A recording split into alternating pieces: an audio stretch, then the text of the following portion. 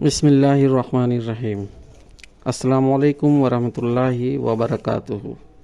سامعین، آج ہم ایک نئی کتابچہ دین کی دعوت اور ہمارا خاندان، اس کا عنوان ہے، جس کے مصنف ہے متین طارق باغپتی صاحب۔ تو آئیے اس کا مطالعہ شروع کرتے ہیں۔ دعوت دین کی ضرورت۔ اسلام اللہ کا دین ہے، ہم اس دین پر ایمان لائے ہیں۔ یہ خدا کا بڑا احسان ہے کہ آج جبکہ چاروں طرف کفر و الحاد کی آندھیاں چل رہی ہیں، کھلم کھلا خدا سے بغاوت ہو رہی ہے اور انسان پستی کی آخری حد پر پہنچ چکا ہے، لیکن اس نے ہم کو ایمان کی روشنی عطا کی۔ اس احسان کا تقاضا یہ ہے کہ ہم اللہ کی بندگی کریں، اس کے قانون پر چلیں اور اس کو خوش کرنے کی تدبیریں سوچیں۔ لیکن ہمارا کام اسی پر ختم نہیں ہو جاتا کہ ہم خود اپنی زندگی میں اسلام پر چلنے لگے، بلکہ ہماری ذمہ داری یہ بھی ہے کہ ہم اپنے معاشرے میں امر بالمعروف اور نہی عن المنکر کا فریضہ انجام دیں اور اللہ کے دین کو دوسروں تک پہنچائیں اور لوگوں کو بتائیں کہ حق کیا ہے اور باطل کیا ہے، کیونکہ حضور اقدس صلی اللہ علیہ وسلم کے الفاظ میں جو آپ نے امت کو مخاطب کرتے ہوئے فرمایا تم زمین پر خدا کے گواہ ہو، یعنی ہم خدا کی طرف سے حق تعالیٰ کے شاہد بن کر کھڑے کیے گئے ہیں۔ اس لیے ہمارا یہ فرض ہے کہ خدا کے بھولے ہوئے بندوں کو یاد دلائیں کہ وہ خدا کا بندہ بن کر دنیا میں زندگی بسر کریں، کیونکہ خدا کو ماننا ہی انسانی زندگی کی صحیح ترین اساس ہے اور یہی مستقبل کے لیے سکون کی ضمانت بھی ہے۔ انسان کی زندگی بہت سے تعلقات میں جکڑی ہوئی ہے۔ ہم کسی کے بھائی ہیں، کسی کے باپ ہیں، کسی کے بیٹے، کسی کے چھوٹے، کسی کے بڑے۔ انہی رشتوں اور تعلقات سے سماج کی تشکیل ہوتی ہے اور اس اجتماعی عمل میں عورت، مرد، بچے اور خاندان کے دوسرے لوگ برابر کے شریک ہوتے ہیں۔ گویا ہمارا خاندان ہماری معاشرتی زندگی کا ایک اہم ادارہ ہے۔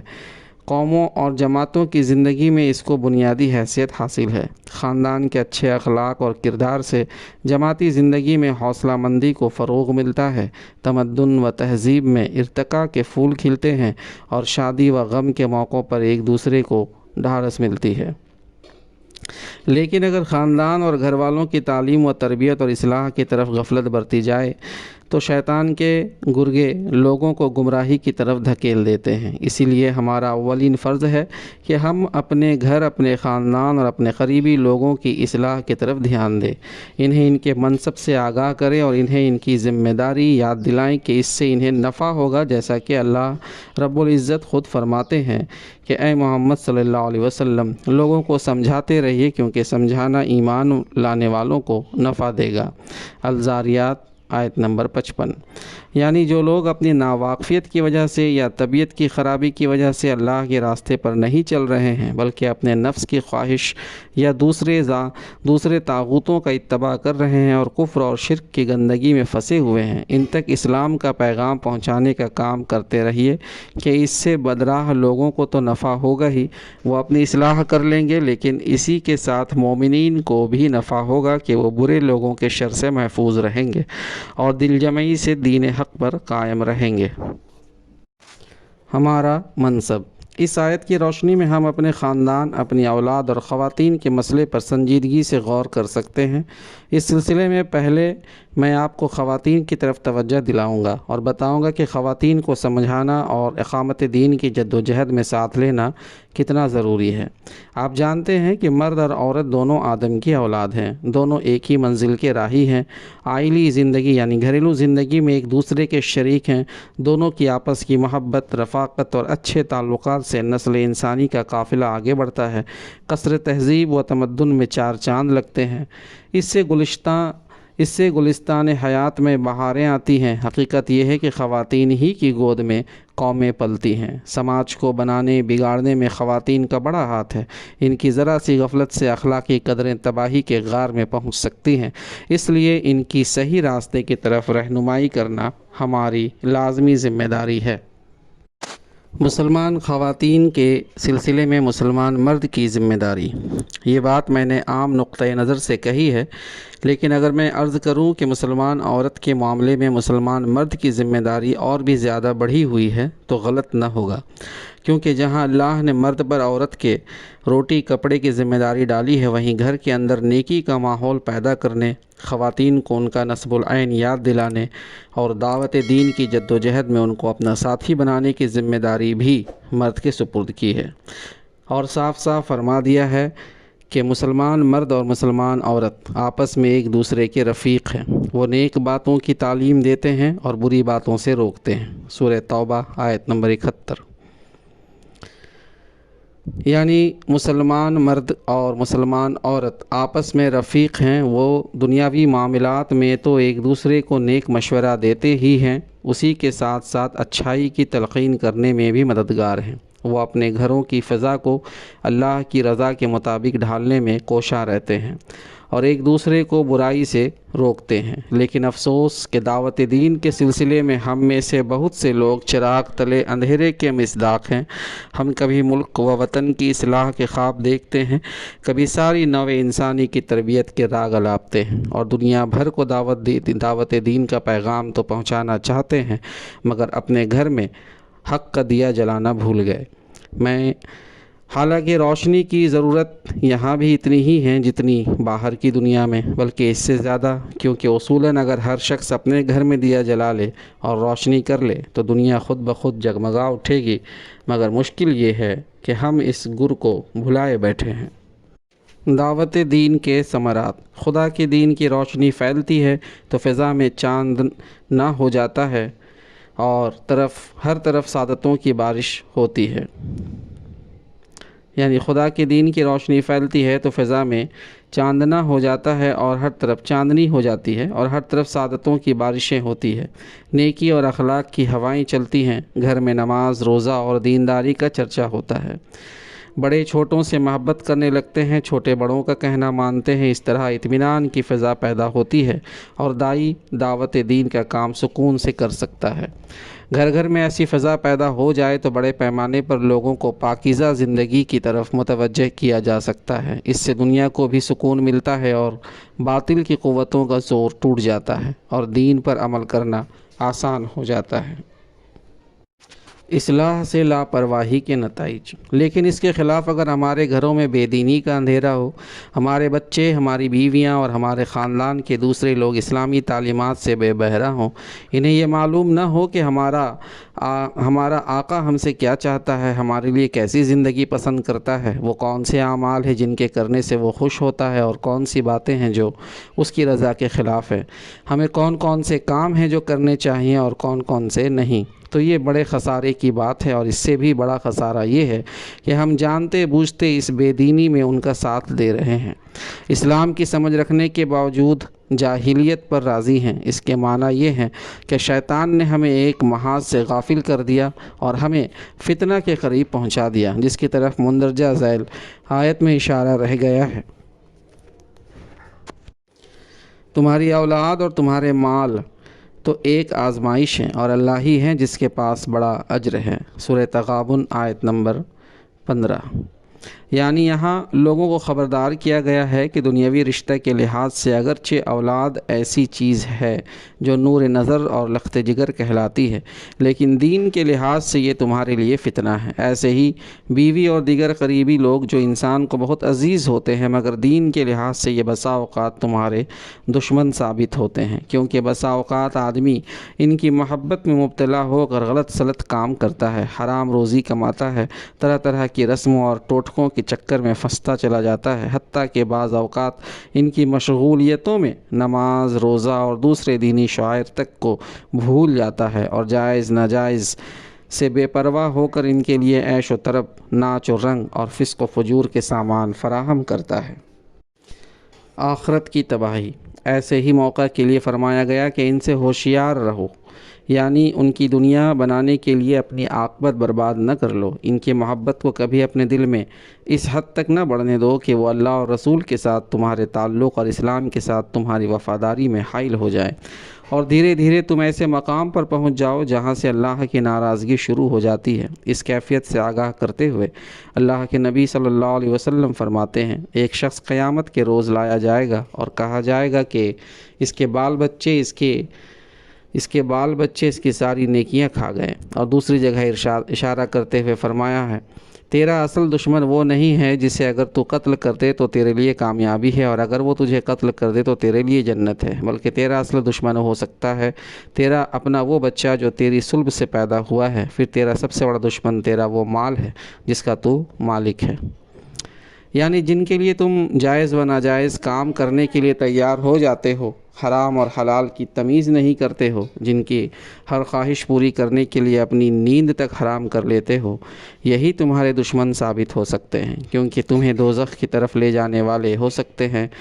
ان کا تعلق دنیا تک ہی محدود ہے۔ قیامت میں جب حساب کتاب ہوگا اور تمہاری جان پر بنی ہوگی تو یہ تمہیں بچانے نہیں آئیں گے۔ کسی کی یہ ہمت نہ ہوگی کہ خدا کی عدالت میں آگے بڑھ کر یہ کہے کہ ہمارے ماں باپ یا ہمارے بیٹے یا ہمارے بھائی نے ہماری خاطر گناہ کیا تھا، اس لیے ان کے بدلے سزا ہمیں دی جائے۔ اس وقت ہر ایک کو اپنی پڑی ہوگی، اپنے ہی اعمال کے خمیازے سے بچنے کا سوال ہر شخص کے لیے بلائے جان بن رہا ہوگا، کجا کہ کوئی دوسرے کے حصے کا خمیازہ بھی اپنے سر لینے کے لیے تیار ہو۔ خود اللہ رب العزت جو اس دن کا مالک حقیقی ہے فرماتے ہیں کہ اس روز مجرم یہ چاہے گا کہ اپنی اولاد، اپنی بیوی، اپنے بھائی، اپنی حمایت کرنے والے خاندان اور دنیا بھر کے لوگوں کو بھی اگر فدیہ میں دے کر چھوٹ سکتا ہو تو انہیں سب بھیٹ چڑھا دے اور خود چھوٹ جائے، مگر ہرگز نہیں۔ وہ تو بھڑکتی ہوئی آگ کی لپیٹ ہوگی جو گوشت پوست کو چاٹ جائے گی، پکار پکار کر اپنی طرف بلائے گی ہر شخص کو جس نے حق سے منہ موڑا اور پیٹھ پھیری اور مال جمع کیا اور سینت سینت کر رکھا۔ المعارج آیت نمبر 18۔ میدان حشر کا منظر اور دوسری جگہ سورہ عبس میں اسی کیفیت کی منظر کشی اس طرح کی گئی ہے کہ اس روز آدمی اپنے بھائی اور اپنی ماں اور اپنے باپ اور اپنی اولاد سے بھاگے گا۔ ان میں سے ہر شخص پر اس دن ایسا وقت آ پڑے گا کہ اسے اپنے سوا کسی کا ہوش نہ ہوگا۔ یعنی دنیا میں جو عزیز سب سے زیادہ پیارے تھے ان کو مصیبت میں دیکھ کر بجائے اس کے کہ ان کی مدد کو دوڑ رہے ہوں، الٹا ان سے بھاگے گا کہ کہیں وہ ان کو مدد کے لیے پکار نہ بیٹھے۔ یا یہ کہ دنیا میں خدا سے بے خوف ہو کر اور ایک دوسرے کی اندھی محبت میں پھنس کر جو غلط سلط کام کیے تھے اس کے نتائج کو سامنے دیکھ کر ان میں سے ہر ایک دوسرے سے دور بھاگے گا کہ کہیں میں ان کے ساتھ نہ پھنس جاؤں۔ اس سلسلے میں مولانا مودودی رحمۃ اللہ علیہ فرماتے ہیں کہ دنیا میں جن رشتوں اور تعلقات کی بنا پر لوگ آپس میں تعاون کرتے ہیں اور یہ اعتماد رکھتے ہیں کہ ہمارے درمیان بڑی گہری محبت اور دوستی ہے، یہ بات صرف خونی رشتوں اور خاندانی افراد تک محدود نہیں بلکہ زندگی کے دوسرے شعبوں میں بھی ضلالت پھیلانے والے پیشوا اور ان کے پیرو، چوروں اور ڈاکوؤں کے جتھے، رشوت خور افسروں اور ملازمین کے گٹھ جوڑ، بے ایمان تاجروں اور زمینداروں کے گروہ، گمراہی اور شرارت پھیلانے والی پارٹیاں اور ظلم و فساد کے لمبردار حکومتیں اسی باہمی ساز باز پر قائم ہیں، اور ان میں سے ہر ایک کے ساتھ تعلق رکھنے والے افراد اس گمان میں ہیں کہ ہم ایک دوسرے کے رفیق ہیں، بڑی محبت رکھتے ہیں اور آپس کے تعاون سے کھا کما رہے ہیں، مگر جب یہ لوگ آخرت میں پہنچیں گے تو ان پر یکایک یہ حقیقت کھلے گی کہ ہم سب نے بڑا دھوکہ کھا گیا۔ ہر ایک وہاں یہ محسوس کرے گا کہ جسے میں اپنا بہترین باپ، بھائی، بیوی، شوہر، اولاد، دوست، رفیق، لیڈر، پیر، مرید یا حامی و مددگار سمجھ رہا تھا، وہ دراصل میرا بدترین دشمن تھا۔ ہر رشتہ داری اور دوستی عداوت میں تبدیل ہو جائے گی اور سب ایک دوسرے کو گالیاں دیں گے، ایک دوسرے پر لعنت کریں گے اور ہر ایک یہ چاہے گا کہ اپنے جرائم کی زیادہ سے زیادہ ذمہ داری دوسرے پر ڈال کر اسے سخت سے سخت سزا دلوائے۔ دوسری طرف بھائی کو بھائی سے، اولاد کو ماں باپ سے، شوہر کو بیوی سے اور اسی طرح ہر رشتہ دار کو اپنے رشتے سے خطرہ ہوگا کہ یہ کم بخت اب ہمارے خلاف مقدمے کے گواہ بننے والے ہیں۔ اسی لیے اللہ رب العزت نے مندرجہ آیات میں فرمایا کہ اگر تم اپنے آپ کو مال اور اولاد کی فتنے سے بچا لے جاؤ اور ان کی محبت پر اللہ کی محبت کو غالب رکھنے میں کامیابی حاصل کر لو تو تمہارے لیے اللہ کے یہاں بہت بڑا اجر ہے۔ یہ تو تھا حکم خداوندی کہ ہمیں بروقت آگاہ کیا گیا تھا، لیکن ہماری کمزوریوں کا عالم یہ ہے کہ ہم دیدہ و دانستہ اپنے فرض سے غفلت برت رہے ہیں۔ ہماری غفلت کا نتیجہ یہ ہماری غفلت کا ہی نتیجہ ہے کہ ہمارے خانگی معاملات یعنی گھر کے معاملات روز بروز بگڑتے جا رہے ہیں اور ہماری خواتین رسم و رواج کے چکر میں پھنسی ہوئی ہیں۔ ہم اگر نظر کو وسیع کر کے دیکھیں تو ملت کے کچھ خواتین ہیں جن کو تعویذ گنڈوں اور ٹوٹکے سے فرصت نہیں، کچھ اور ہیں جن کو پلنگ پر بیٹھے بیٹھے پان کھانے اور پیک دان بھرنے کے سوا کوئی ہنر نہیں آتا، کچھ دوسری خواتین ہیں جن کی نظر میں جہیز اور شادی کے لامحدود مطالبات ہی منتہائے مقصود ہے، کچھ اور ہیں جو اپنے آپ کو ذرا روشن خیال تصور کرتی ہیں۔ وہ سوچتی ہیں کہ اگر ہم نے اپنی اولاد کو صاحب بہادر اور لڑکیوں کو میم صاحبہ بنا دیا تو زندگی کی معراج حاصل ہو جائے گی۔ حالات کی سنگینی اس کے علاوہ نئی تہذیب جیسے جیسے پھیلتی جاتی ہے ویسے فیشن کا غلبہ بڑھتا جاتا ہے۔ سنیما کی وجہ سے فیشن در فیشن کے نئے طریقے ایجاد ہو رہے ہیں۔ بننے، سنورنے، پہننے، اوڑھنے میں فیشن کی پابندی زیادہ سے زیادہ ہو رہی ہے۔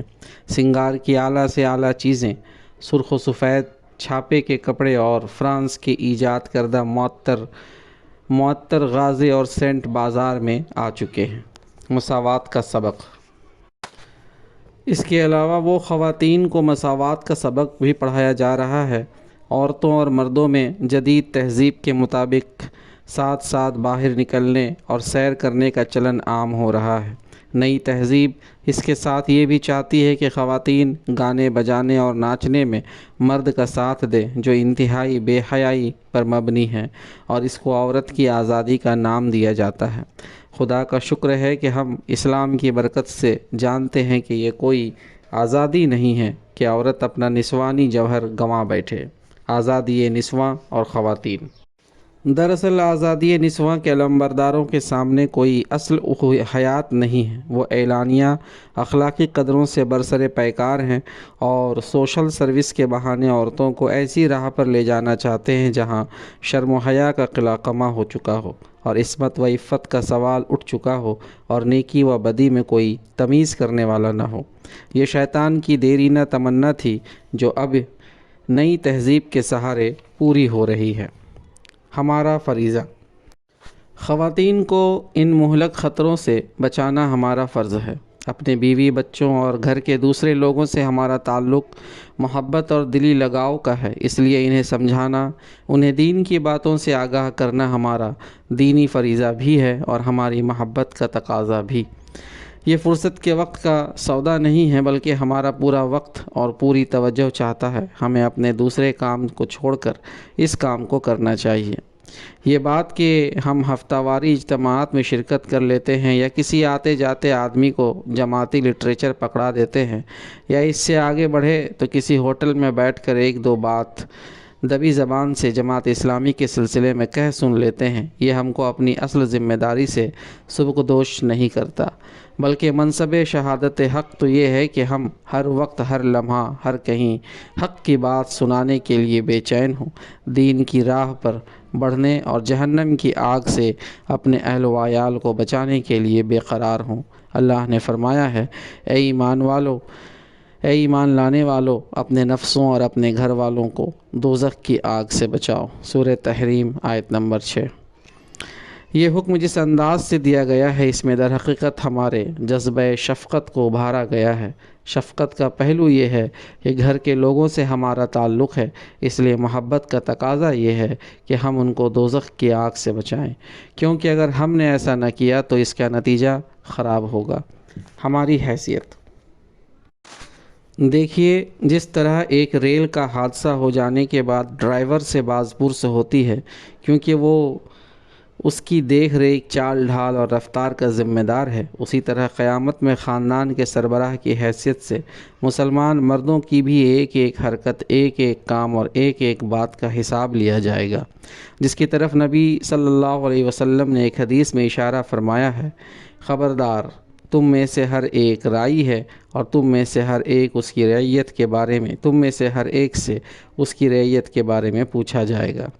رعیت سے مراد وہ سب افراد ہیں جو آدمی کے چارج میں دیے جاتے ہیں، چاہے وہ بال بچے اور بیوی ہوں یا نوکر چاکر اور ماتحت یا دوسری چیزیں۔ جس چیز پر بھی کسی انسان کے اختیار ہے اور جو کوئی اس کے تابع ہے وہی اس کی رعیت ہے، اس لحاظ سے کہ عورت مرد کی رعیت ہے کیونکہ وہ اس کے تابع ہے، وہ اس کی ملکیت ہے۔ نبی کریم صلی اللہ علیہ وسلم متنبہ کرتے ہیں کہ خبردار، تم اپنی رعیت کے ذمہ دار ہو اور تمہیں اپنے خدا کے سامنے جواب دہی کرنی ہوگی۔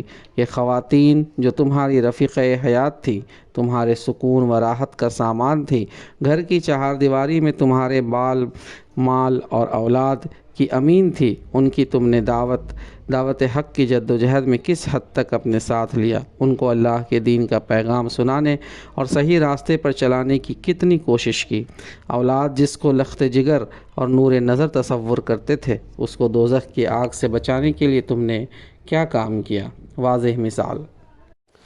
در حقیقت اللہ کے بندوں کی اصلاح و ہدایت اور ان کو نیکی کے راستے پر لگانے کی کوشش بہت اونچے درجے کا کام ہے۔ یہ انبیاء علیہم السلام کا خاص ورثہ ہے۔ دنیا کی بڑی سے بڑی دولت بھی اس کے مقابلے میں کوئی وزن نہیں رکھتی۔ حضور اکرم صلی اللہ علیہ وسلم نے اصلاح و ہدایت کے کام کی اہمیت کے پیش نظر اسے ایک واضح مثال سے سمجھایا ہے کہ اللہ کی حدود میں چشم پوشی کرنے والوں، یعنی دوسروں کو معصیت میں مبتلا دیکھ کر نصیحت نہ کرنے والوں کی مثال ایسی ہے جیسے ایک کشتی ہے جس میں اوپر نیچے 2 درجے ہیں، اور نیچے کے درجے والے مسافروں کو پانی اوپر کے درجے سے لانا پڑتا ہے۔ جو اوپر کے درجے والے مسافروں کو ناگوار گزرے تو نیچے والے مسافر تستہ لے کر کشتی کے نیچے حصے میں سوراخ کرنے لگیں اور اوپر کے درجے والے ان کو اس غلطی سے روکنے کی کوشش نہ کریں، تو نتیجہ یہ ہوگا کہ کشتی میں پانی بھر جائے گا، وہ سب کو لے ڈوبے گا۔ اور اگر اوپر والے مسافروں نے سمجھا کر نیچے کے درجے والوں کو اس حرکت سے باز رکھا تو وہ ان کو بھی بچا لیں گے اور خود بھی بچ جائیں گے۔ یہی حال مومنین کا ہے کہ اگر ہم اپنے گھر میں خدا کی فرمانبرداری کا ماحول نہ دیکھیں، اپنے سے متعلق لوگوں میں روح دین کمزور پائیں، انہیں خواہ مخواہ کے رسم و رواج میں گرفتار اللہ کی حدود سے چشم پوشی کرتا ہوا محسوس کریں، تو ہمارا فرض ہے کہ ان کی طرف فوری توجہ کریں، کیونکہ اگر ہم ایسا نہ کریں گے تو اللہ کی ناراضی حصہ میں آئے گی۔ چنانچہ ایک حدیث میں حضور اکرم صلی اللہ علیہ وسلم نے فرمایا ہے، لوگوں، اللہ تعالیٰ کا ارشاد ہے کہ امر بالمعروف اور نہی عن المنکر کرتے رہو، مبادا وہ وقت آ جائے کہ دعا مانگو اور قبول نہ ہو، تم سوال کرو اور سوال پورا نہ کیا جائے، تم اپنے دشمنوں کے خلاف مجھ سے مدد چاہو اور میں تمہاری مدد نہ کروں۔ حضور اقدس صلی اللہ علیہ وسلم نے دعوت کا آغاز گھر سے کیا۔ حضرت صلی اللہ علیہ وسلم کے منصب کی نزاکت یہی تھی جس کو وہ شدت سے محسوس کرتے تھے اور اسی وجہ سے ہر وقت بے چین رہتے تھے، اور اسی سے یہ بات بھی واضح ہے کہ کیوں آپ صلی اللہ علیہ وسلم نے دعوت و اصلاح کا کام سب سے پہلے گھر ہی سے شروع کیا اور دین کی تبلیغ و اشاعت کے لیے اپنی رفیقہ حیات کو اپنا رازدار بنایا۔ حضرت خدیجہ رضی اللہ عنہا نبی کریم صلی اللہ علیہ وسلم کی رفیقہ حیات تھیں، ہر وقت ساتھ رہنے والی تھیں۔ اس سے 2 فائدے ہوئے، ایک تو صدائے حق بلند کرنے کے بعد آپ کے اخلاق کی، آپ کے کردار کی، آپ کی سیرت کی تصدیق ہوئی، کیونکہ بیوی وہ ہستی ہے جو ہماری ہر کمزوری سے واقف ہوتی ہے، اور جب اس نے پیغمبری جیسے بلند معیار کی تصدیق کر دی تو اور لوگ کیا کہہ سکتے تھے۔ دوسرے، اپنے مشن اور نصب العین کے لیے ایک قریبی مددگار میسر آیا۔ آج بھی بالکل اسی طرح اس راہ کے راہی کے لیے اپنے گھر والوں کو اس راہ کی طرف بلانا، ان کو دعوت دینے کے معاملے میں اپنے ساتھ لینا از بس ضروری ہے۔ قرابت کا حق۔ پھر ہم کو تبلیغ ہی تو نہیں کرنی ہے بلکہ اپنی قرابت کا حق بھی ادا کرنا ہے۔ ہم اپنے اہل و عیال سے محبت رکھتے ہیں، ان کے کھانے پینے پہننے کے انتظام میں مدد کرتے ہیں، ان کے دکھ درد پر بے چین ہوتے ہیں، تو ہمیں ان کی آخرت سنوارنے کی طرف بھی توجہ کرنی چاہیے۔ خواتین کو بتانا چاہیے کہ شریعت الہی کی وہ بھی ایسی ہی مخاطب ہیں جیسے کہ ہم اللہ کے نبی صلی اللہ علیہ وسلم کے لائے ہوئے پیغام نے جو ذمہ داریاں مردوں پر ڈالی ہیں، نیکی بدی کے معاملے میں ویسے ہی ذمہ داریاں ان کی ہیں۔ نیز اپنے بچوں کو اسلام کا سچا پیرو بنانے کا کام جہاں مرد کا ہے ویسا ہی عورت کا بھی ہے۔ پھر خواتین کو دعوت اسلامی کے کام میں شریک رکھنے کی ایک ضرورت یہ بھی ہے کہ وہ ہماری اولاد کو پالتی ہیں۔ ہم میں سے سب لوگ جانتے ہیں کہ کسی بھی قوم کا سب سے قیمتی سرمایہ اس کے بچے ہوا کرتے ہیں، کیونکہ آگے چل کر وہی قوم کے معمار ہوتے ہیں، انہی کے کاندھوں پر مستقبل کی ذمہ داری پڑنے والی ہوتی ہے۔ اگر ان کی تربیت ٹھیک ڈھنگ سے ہو جاتی ہے تو وہ زندگی کے اس بار عظیم کو ذمہ داری کے ساتھ اٹھا سکتے ہیں، ورنہ دوسری صورت میں انجام الٹ جاتا ہے۔ بچے کی پہلی درسگاہ۔ اور ہمیں یہ بھی معلوم ہے کہ ماں کی گود بچے کی پہلی درسگاہ ہے، یہیں اس کے اچھا اور برا بننے کی بنیاد پڑتی ہے۔ وہ اعلیٰ و ادنیٰ قسم کے اخلاق و آداب اپنے اندر جذب کرتا ہے، یہیں اس کے دل و دماغ پر ایسے نقوش ابھرتے ہیں جو آخر عمر تک ساتھ دیتے ہیں۔ ایک بڑے مفکر کا کہنا ہے کہ ابتدائی زندگی کے نقوش خواہ مسرت کے ہوں یا ملال کے، ہمیشہ گہرے ہوتے ہیں۔ یہ نقوش دراصل ماں کی گود ہی میں ابھرتے ہیں۔ بچے جیسا اپنی ماں کو دیکھتا ہے ویسا ہی بننے کی کوشش کرتا ہے، بول چال میں، رفتار گفتار میں، اخلاق و کردار میں اور جذبات و خیالات میں اسی کی نقل اتارتا ہے۔ اگر ماں کا اخلاق اچھا ہے، وہ سچ بولتی ہیں، نماز پڑھتی ہیں اور خدا کی فرما برداری کے جذبے سے سرشار ہیں، تو بچہ خود بخود ویسا ہی طریقہ اختیار کرے گا، ہر طرح کے معائب و خرافات سے بچے گا اور آئندہ چل کر اپنی ذمہ داری کو محسوس کرے گا۔ لیکن اگر اس کے خلاف خدا نخواستہ گھر میں ماں کا اخلاق پاکیزہ نہ ہو، اس کے اندر روح دین کمزور ہو، احساس ایمان مردہ ہو، جھوٹ، چھل کپٹ اور بددیانتی کی زیادتی ہو، تو ایسی گودوں میں پلنے والے بچوں کے اندر شروع ہی سے بد اخلاقی کے جراثیم سرایت کر جائیں گے۔ صحیح اسلامی تربیت نہ ہونے سے مستقبل میں وہ اللہ کی راہ سے سرکشی اختیار کریں گے اور اسلام و ایمان سے محروم رہ جائیں گے۔ اچھی تربیت کی چند مثالیں۔ یہ صرف دعویٰ نہیں ہے، بہت سے بچے صحیح تعلیم و تربیت نہ ہونے سے بگڑ چکے ہیں اور بیشتر افراد شفیق ماں کی شفقت کے سائے میں پرورش پا کر آفتاب و مہتاب بن کر چمکے ہیں۔ آپ اگر اپنی تاریخ کا مطالعہ کریں گے تو معلوم ہوگا کہ پہلے ماؤں کو اپنی اولاد کو اسلام کا جانباز سپاہی بنانے کا کیسا جذبہ و شوق تھا، اور وہ اپنے بچوں کو کس ڈھنگ اور حکمت سے پرورش کرتی تھی کہ ان کے دل میں دین کی اساسی تعلیم راسخ ہو جاتی تھی۔ اس سلسلے میں ایک تاریخی مثالیں آپ کے سامنے پیش کی جاتی ہے۔ حضرت زبیر رضی اللہ عنہ کے صاحبزادے حضرت عبداللہ کی پرورش ان کی والدہ حضرت اسماء رضی اللہ عنہ نے بڑی توجہ سے کی تھی۔ جب یہ 4-5 سال کے تھے تو خندق کی لڑائی ہوئی۔ یہ لڑائی جیسا کہ سب کو معلوم ہے بڑے سخت حالات میں لڑی گئی تھی۔ کفار مسلمانوں کی شہرک کاٹنے کا عزم لے کر نکلے تھے۔ حضرت اسماء رضی اللہ عنہ ایسے وقت میں بھی اپنے 4-5 برس کے لخت جگر کو لڑائی کا تماشا دیکھنے بھیج دیتی تھیں اور حضرت عبداللہ وہاں بیٹھے ہوئے نیزوں اور تلواروں کی کٹا چھنی کا تماشا دیکھتے رہتے تھے۔ یہی عبداللہ بن زبیر رضی اللہ عنہ جب بڑے ہوئے اور ان کا مقابلہ شام کی فوجوں سے ہوا تو حضرت اسماء نے ان سے کہا، بیٹا اگر تم اللہ کے لیے لڑ رہے ہو تو تم کو ڈٹ کر مقابلہ کرنا چاہیے۔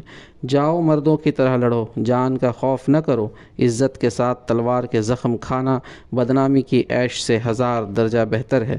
اگر شہید ہو گئے تو مجھے خوشی ہوگی، اور اگر تم دنیا کے مال و دولت کے لیے لڑ رہے ہو تو تم سے برا کون ہوگا؟ تم کب تک زندہ رہو گے؟ ایک دن مرنا ہے، اس لیے اچھا ہے کہ نیکی کی طرف رہ کر جان دو۔ ایک ماں کا اپنی اولاد کو ان الفاظ کے ساتھ میدان جنگ کے لیے رخصت کرنا معمولی بات نہیں ہے۔ اس سے اندازہ ہوتا ہے کہ ان کو اسلام سے کتنا گہرا لگاؤ تھا۔ ان کو اپنے بچے کی زندگی اپنے دین سے زیادہ پیاری نہیں تھی۔ ان کو یہ کسی طرح پسند نہیں تھا کہ اللہ کے دین پر برا وقت پڑے اور ان کی اولاد گھر میں آرام کرتی رہے، بلکہ وہ اللہ کی رضا کی طالب تھیں اور اس کے دین کے سربلند دیکھنا چاہتی تھی۔ قریبی زمانہ کا ایک واقعہ حضرت سید احمد شہید رحمۃ اللہ علیہ کی والدہ کا ہے۔ ایک مرتبہ حضرت شہید رحمۃ اللہ علیہ اللہ کی راہ میں جہاد کو نکلے تو اپنی والدہ محترمہ سے اجازت لینے آئے۔ آپ اس وقت نماز پڑھ رہی تھی۔ ملازمہ نے یہ سوچ کر کہ کہیں بیٹے کی جان خطرے میں نہ پڑ جائے آپ کو روک دیا۔ آپ کی والدہ جب نماز سے فارغ ہوئی اور معلوم ہوا کہ ملازمہ نے جہاد میں جانے سے منع کر دیا ہے تو ان کو یہ بات اچھی نہ لگی۔ انہوں نے ملازمہ سے فرمایا، بڑی بھی میرا بیٹا تمہیں اتنا تو پیارا نہیں ہو سکتا جتنا مجھے۔ مگر ایک ایسے وقت میں جب دشمنوں نے دین پر نرگا کر رکھا ہے، اپنے بیٹے کو گھر میں بٹھانا ٹھیک نہیں سمجھتی۔ پھر اپنے نور نظر سے کہا، جاؤ دیکھو، بزدلی نہ دکھانا، بہادری سے لڑنا، اگر منہ پھیر کر بھاگو گے تو میں تمہاری صورت نہ دیکھوں گی۔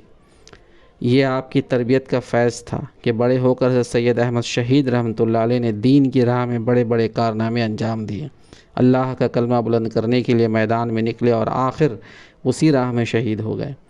آپ اگر تعلی نہ سمجھیں تو ایک واقعہ اپنی زندگی کا بھی گوشے گزار کرنے کو جی چاہتا ہے۔ مجھے یاد ہے کہ اپنے بچپن میں نے کسی دوسرے بچے کو گالی دی تھی۔ یہ بات میری والدہ محترمہ نے سن لی۔ وہ ایک نیک اور خدا رسیدہ خاتون تھی۔ انہوں نے فوراً مجھے بلایا اور کہا، اگر کوئی بچہ گالی دیتا ہے تو اللہ میاں کے یہاں اس کی زبان پر آگ رکھی جائے گی اور سانپ بچھوؤں سے کٹوایا جائے گا۔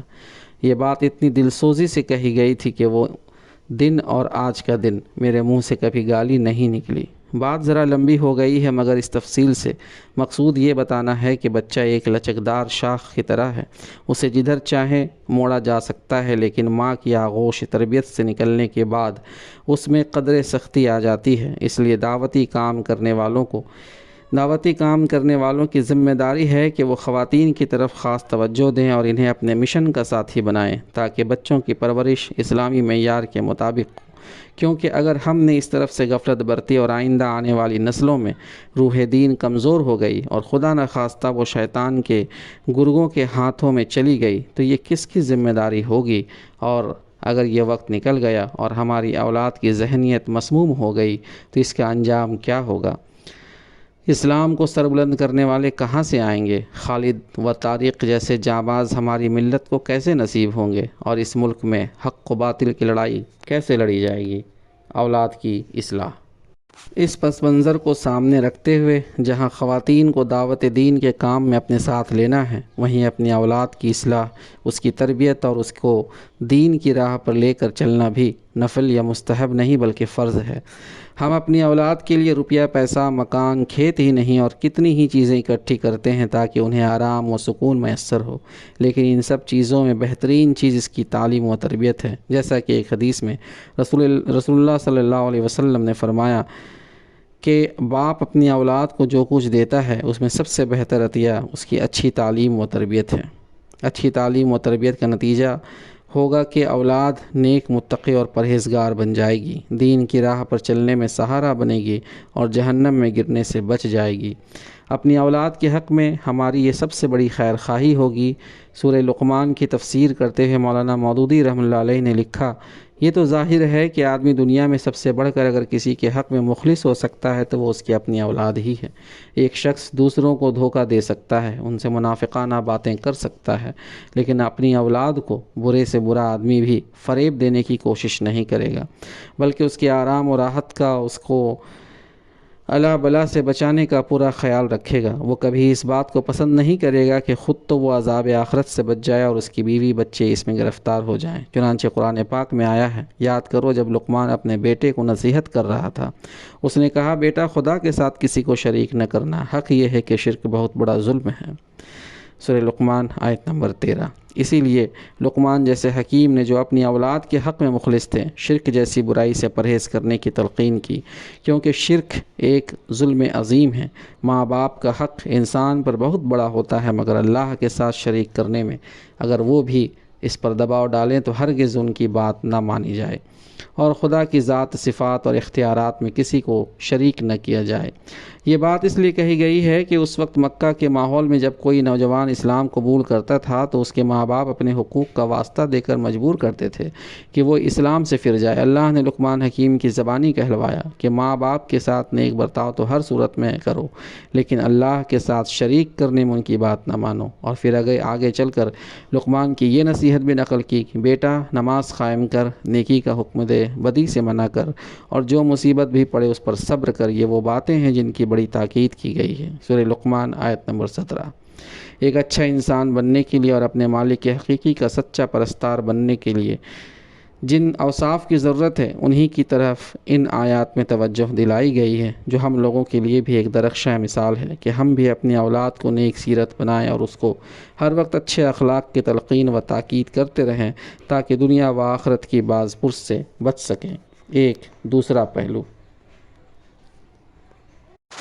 اس سلسلے میں اب آپ کے سامنے ایک اور پہلو رکھتا ہوں۔ دیکھیے، تحریک اسلامی ہمارے ملک کے اندر ایک ایسے مقام پر پہنچ چکی ہے جہاں مسلمان خصوصاً اور غیر مسلم حضرات آپ سے متاثر ہوتے ہیں۔ یہ صورتحال بڑی خوش آئند ہے، مگر ساتھ ہی تحریک اور تحریک کے کارکنوں کے لیے بڑا نازک مرحلہ بھی ہے۔ بات یہ ہے کہ اس قسم کی تحریکیں جب عوام کے اندر نفوذ کرتی ہیں تو یہ مقام اس کے کارکنوں اور رہنماؤں کے لیے بڑا آزمائش کا ہوتا ہے۔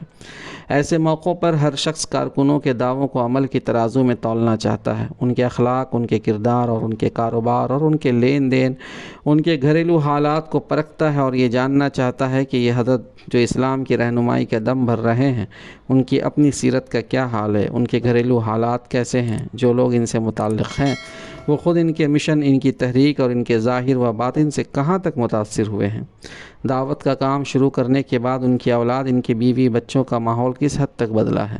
اب اگر ہم نے اپنے گھر والوں کو دعوت اسلامی کا خوگر نہ بنایا، ہماری خواتین ہمارے مشن کی ساتھی نہ بنی، ان کے قدم دینی مقاصد کی طرف نہ بڑھے، ایمان کی حقیقت معلوم کرنے کے لیے ان کے دلوں میں کوئی جذبہ پیدا نہ ہوا، شرک سے دلی نفرت اور توحید سے قلبی لگاؤ ان کی زندگی میں مظاہرہ نہ ہوا، تو پھر ظاہر ہے کہ باہر کے لوگوں پر ہمارے واعظ و پنتھ کا کیا اثر ہوگا، عوام کیا سوچیں گے۔ سیاسی ضرورت۔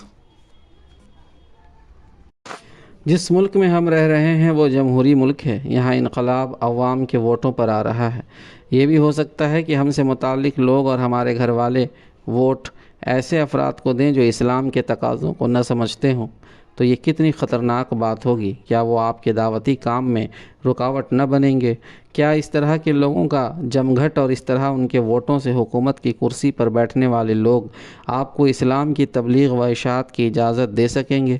اور کیا آخرت میں اس سلسلے میں آپ سے باز پرس نہیں ہوگی؟ پھر کیا ہم دوزخ کی آگ سے بچ سکیں گے؟ گھر میں تربیت کا انداز۔ اس سلسلے میں یہ بھی عرض کر دوں کہ گھر کے لوگوں کو دعوت دین پیش کرنے کا کام بڑی حکمت چاہتا ہے، بڑی دلسوزی چاہتا ہے۔ دیکھیے، آپ کسی طرح بھی زور، طاقت اور زبردستی سے ان پر اسلام کی دعوت ٹھوسنے کی کوشش نہ کریں، بلکہ مناسب وقت کی تلاش میں رہیں۔ ایک وقت آتا ہے کہ لوہا گرم ہو جاتا ہے، اس وقت اس کو چاہیے جس شکل میں ہو ڈھالا جا سکتا ہے۔ اسی طرح آدمی کا دل ہمیشہ ایک سا نہیں رہتا۔ مخاطب جس وقت کوئی بات سننے کو تیار ہو، آپ اسی وقت اس کی کچھ سنائیں، پھر اس کو سوچنے سمجھنے کا پورا موقع دیں۔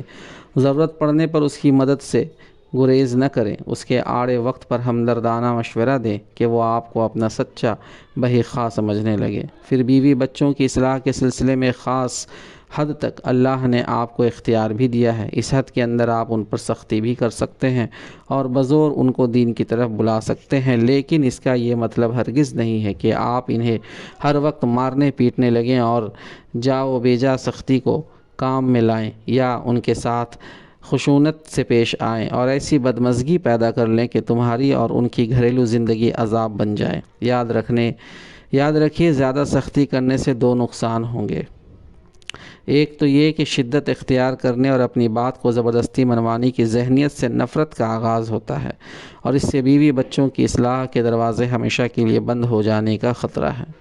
دوسرے یہ کہ اس سے معاشرے میں اسلام کے خلاف الٹی بدگمانیاں پیدا ہونے کا اندیشہ ہے، اور اگر دو پیش کے لوگوں کی نگاہ میں مسلمانوں کے اخلاق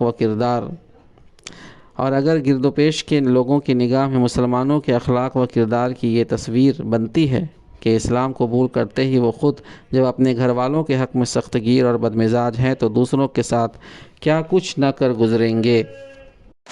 لیکن جیسا کہ میں نے آغاز میں کہا ہے کہ دعوت کے کام میں بڑی حکمت اور دلسوزی کی ضرورت ہے۔ اس میں کوئی شک نہیں کہ خدا نے آپ کو گھر کے دائرے میں اقتدار بخشا ہے۔ اس میں آپ کے فکر کا، آپ کے تدبر کا اور آپ کے صبر و شکر کا امتحان ہے۔ ہم اور آپ اس معاملے میں ایک ہی کشتی میں سوار ہیں، ایک ہی طرح کے مسائل سے دوچار ہیں۔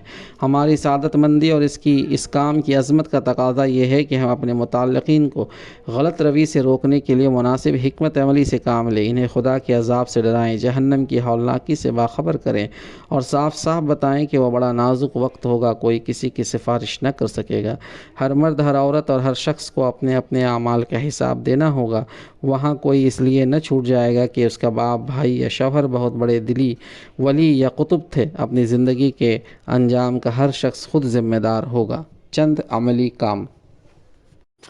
آخرت کی یاد تازہ رکھنے اور گھر والوں کو دین کی طرف راغب کرنے کے لیے گھر میں کبھی کبھی قرآن پاک کی تلاوت ترجمہ کے ساتھ کریں۔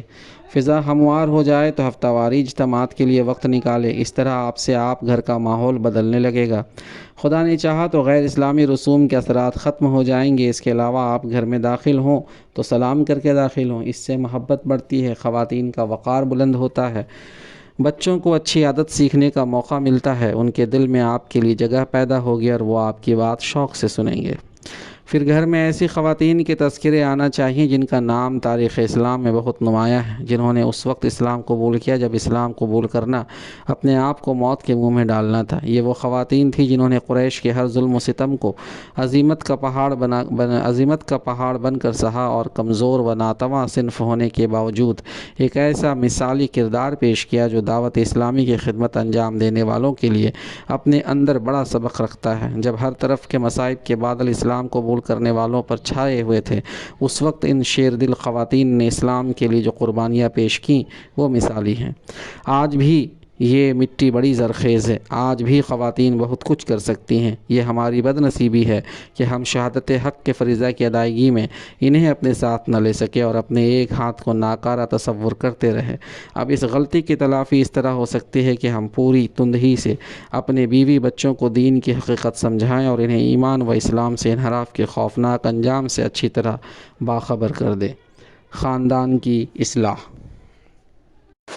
بیوی بچوں کی اصلاح کے ساتھ ساتھ ہمیں اپنے خاندان کی اصلاح کی طرف دھیان دینا چاہیے، کیونکہ اسلامی معاشرت میں خاندان کی بڑی اہمیت ہے۔ ہم اپنے خاندان سے بہر صورت بندھے ہوئے ہیں۔ زندگی کی راہ میں ہر قدم پر ہم کو اس کی اور اس کو ہماری ضرورت ہے۔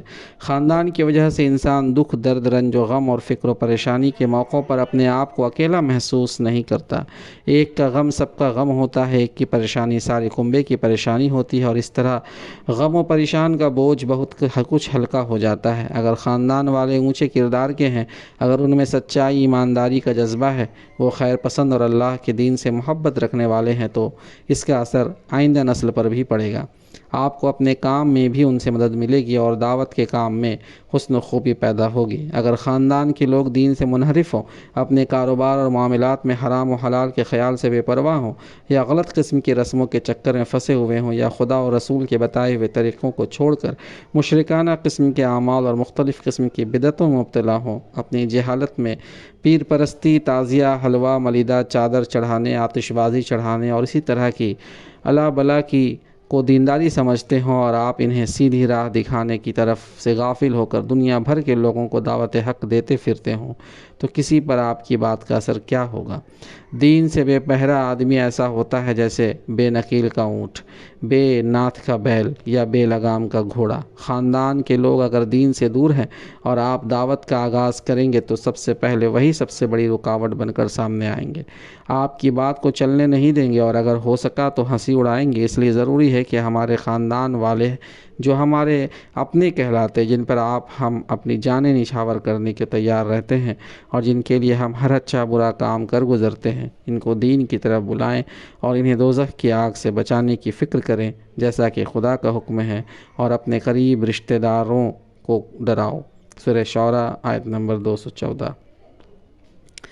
آپ کو معلوم ہے جب یہ آیت نازل ہوئی تو حضور اقدس صلی اللہ علیہ وسلم کو کتنی بے چینی ہوئی۔ آپ نے اپنے قبیلے کو جمع کیا اور اس کی ہر شاخ کا نام لے لے کر فرمایا، خدا کا عذاب آنے والا ہے اور میں اس کے آنے سے پہلے تمہیں اس کی خبر دے رہا ہوں۔ میرا حال ٹھیک اس شخص کا سا ہے جس کو یہ معلوم ہو کہ دشمن اس کے خاندان پر حملہ کرنے والا ہے، اور وہ اس امید میں چیخ رہا ہو کہ شاید لوگ اس کی بات سنیں اور حملے سے بچ جائیں۔ اے بنی عبد المطلب، اے بنی فہر اور اے بنی لوئی، اپنے آپ کو خدا کے عذاب سے بچاؤ۔ تمہارا نفع نقصان میرے ہاتھ میں بالکل نہیں ہے، ہاں رشتہ داری کی وجہ سے تمہارے جو حقوق ہیں وہ میں ضرور ادا کروں گا۔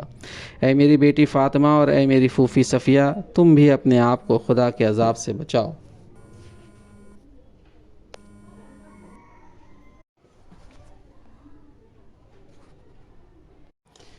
اے میری پھوپھی صفیہ، تم بھی اپنے آپ کو خدا کے عذاب سے بچاؤ۔ میرے پاس جو مال و دولت ہے وہ حاضر ہے، اس میں سے جو چاہو لے لو، لیکن یاد رکھو کل قیامت کے دن میں کچھ بھی تمہارے کام نہیں آ سکتا۔ اس حدیث میں ہم لوگوں کے لیے بڑی عبرت ہے۔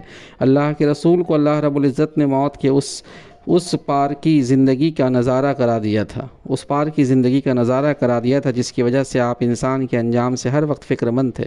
حضور اقدس صلی اللہ علیہ وسلم چاہتے تھے کہ برا وقت آنے سے پہلے انسان سنبھل جائے۔ اپنے خاندان کے لوگوں سے آدمی اکثر مرعوب ہوتا ہے، اسی لیے ان کی خامیوں کی نشاندہی کرنے سے بچتا ہے، مگر حضور صلی اللہ علیہ وسلم جہنم کی ہولناکی کے پیش نظر انہیں جھنجھوڑتے ہیں تاکہ خدا سے ان کا تعلق مضبوط اور وہ غلط روی سے باز آ جائیں۔